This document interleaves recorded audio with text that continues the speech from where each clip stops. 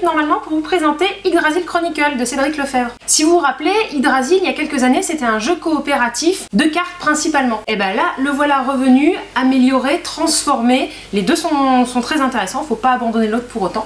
Dans celui-ci, donc, nous allons vivre le Ragnarok. Le Ragnarok, les fondements des mondes dans les légendes vikings. Et ici, nous, on doit empêcher que ça arrive. Pour ça, on va incarner des petits héros dont on va chacun posséder une fiche. Et on va pouvoir se déplacer le long de cet arbre pour pouvoir empêcher les méchants dieux d'accéder au Valhalla et de le détruire. Donc pour ça, on va avoir, comme je vous disais, différentes actions. Chaque fois que je vais déplacer dans un lieu et d'effectuer l'action du lieu si j'en ai la possibilité. Vous avez les actions qui sont répertoriées juste ici. On va pouvoir prendre des personnages ici, pouvoir en emmener. Le but étant de taper les méchants chaque fois qu'ils tentent de monter pour les ramener chez eux. Les méchants, donc ce sont les dieux Fenrir, Loki, El, qui essaient de conquérir. Et pour pouvoir attaquer le monde, chacun notre tour, on va devoir sortir une carte. Si un monstre s'active 2 fois, automatiquement, il monte si c'est son pouvoir, ou il active son pouvoir de la case où il se trouve.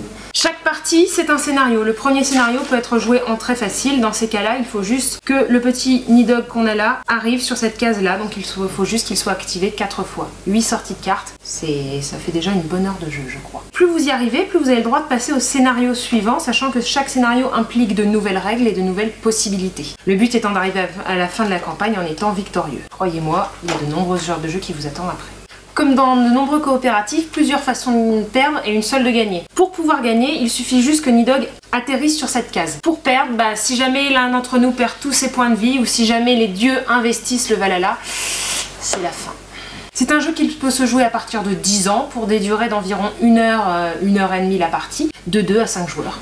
Et bonne chance pour sauver l'Yggdrasil.